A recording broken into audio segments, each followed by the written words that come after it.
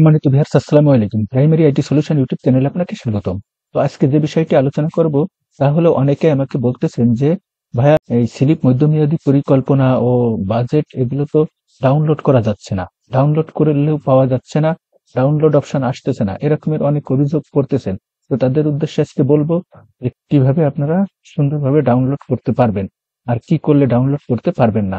তো ভিডিওটি শুরু করব। ভিডিওটি শুরু করার আগে আপনাদের একটা রিকোয়েস্ট করতে চাই, আপনারা যদি চ্যানেলে নতুন হয়ে থাকেন তাহলে অবশ্যই চ্যানেলটি সাবস্ক্রাইব করবেন, আর যদি অলরেডি সাবস্ক্রাইব করে থাকেন তাহলে অসংখ্য ধন্যবাদ।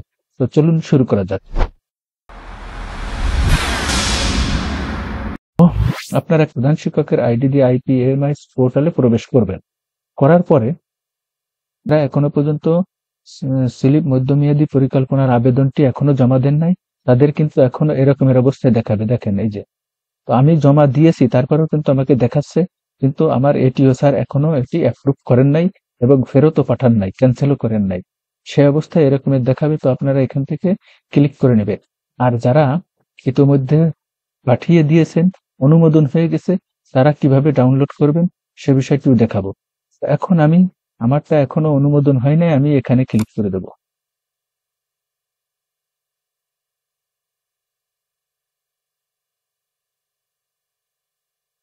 ক্লিক করে দেওয়ার পরে আমার কিন্তু আবেদনটি এই যে দেখাচ্ছে, দেখেন আমি আবেদন করেছি এর আগে।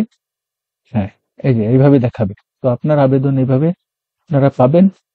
পাওয়ার পরে আবার এই যে দেখেন নিচের দিকে এগিয়ে যান অপশন আসতেছে।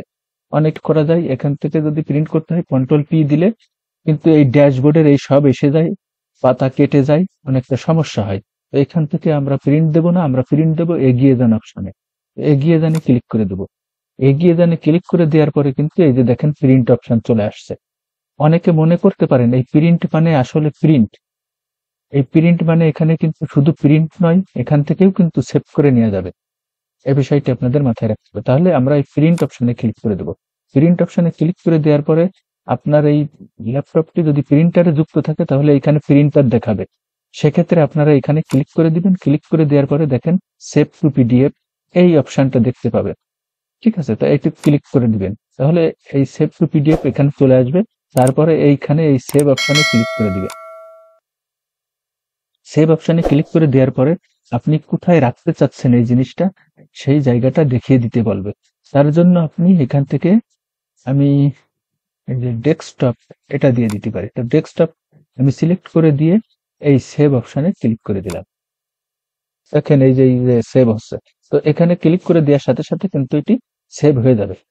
তো যারা সাবমিট করে দিয়েছেন তাদের ক্ষেত্রে কি হবে?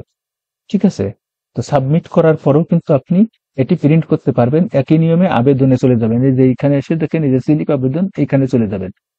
কিন্তু আপনারটা যদি অনুমোদন হয়ে যায় সেক্ষেত্রে কিন্তু আর আপনি প্রিন্ট করতে পারবেন না।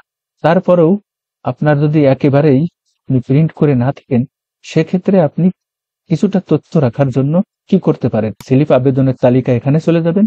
চলে যাওয়ার পরে এই যে এখানে এরকমের দেখাবে, এই যে আমারটা পেন্ডিং আছে, আপডেট করুন দেখাচ্ছে, পেন্ডিং আপডেট করুন। অর্থাৎ আমি এটি কিন্তু পাঠিয়ে দিয়েছি, পেন্ডিং অবস্থায় রয়েছে। অর্থাৎ এটিও স্যার এখনো কিন্তু এটা দেখেছেন, বাট এখান থেকে কিন্তু তিনি অ্যাপ্রুভও করেন নাই, আবার আমার কাছে প্রত্যাখ্যানও করেন নাই। কেন করেন নাই আপনারা জানেন যে এটা ক্যান্সেল যদি করে দেয় তাহলে কিন্তু আবার নতুন করে করা লাগে। এই জন্য আমার এটিও স্যার এটা ক্যান্সেল করেন নাই, তিনি আমাকে কিছু সংশোধন করে দিতে বলেছেন, তাই আমি সেটি সংশোধন করে দিব। এটাও আপনারা আপনাদের এটিও স্যারের সাথে যোগাযোগ করে এই বিষয়গুলো যদি করে নেন তাহলে কিন্তু আপনাদের কষ্ট অনেক কমে যাবে। তো এখন দেখেন এই রকমের অপশন আসবে, এখানে কিন্তু দেখাবে অনুমোদিত, আর এই পাশে থাকবে বিস্তারিত দেখুন। ঠিক আছে, তখন আপনারা যাদের অনুমোদন হয়ে গেছে আর কি, এখানে অনুমোদিত থাকবে আর এখানে থাকবে বিস্তারিত। এই বিস্তারিতর উপর ক্লিক করে দিবেন। ক্লিক করে দেওয়ার পরে কিন্তু সেই আপনার আবেদনটা আবার চলে আসবে। এই যে স্লিপ আবেদন আবার চলে আসবে। স্লিপ আবেদন চলে আসার পরে কিন্তু আপনি আর এগিয়ে যান অপশন পাবেন না, এই আবেদন কিন্তু দেখতে পাবেন। তখন আপনি কন্ট্রোল পি দিয়ে এই মনে করেন ড্যাশবোর্ডের যে অংশ আছে এই অংশ সহ আপনি সেভ করতে পারেন বা প্রিন্ট করতে পারবেন। ঠিক আছে, এইটাই হচ্ছে মূলত বিষয়। তো আপনারা যারা এই মধ্যে পাঠিয়ে দিয়েছেন, অনুমোদন হয়ে গেছে, তাদের ক্ষেত্রে এই অন্তত পক্ষে এটা এই যে কন্ট্রোল যদি আমি পি দেই, আমি দেখিয়ে দিই, এই যে কন্ট্রোল পি দেওয়ার সাথে কিন্তু এই যে দেখাচ্ছে দেখেন এখানে ড্যাশবোর্ড সহ এই যে কিছু কেটে কেটে যাচ্ছে সম্পূর্ণ এখানে কিন্তু দেখা যায় না, এই পেজটা পুরো চলে আসে এই কন্ট্রোল পি দিলে। কিন্তু আপনি যদি ওই এগিয়ে যানের পরে যাই আপনি সেভ করে নেন, তারপরে যদি সাবমিট করেন, তাহলে কিন্তু আর এই সমস্যা হয় না, খুব সুন্দরভাবে প্রিন্ট করতে পারবেন। তো এই বিষয়টি অনেকেই জানেন, যারা জানেন না তাদের জন্য মূলত ভিডিওটি। তো ভিডিওটি দেখে যদি আপনারা উপকৃত হয়ে থাকেন তাহলে অবশ্যই ভিডিওটিতে লাইক, কমেন্ট, শেয়ার করে দিবেন এবং চ্যানেলটি সাবস্ক্রাইব করে দিবেন।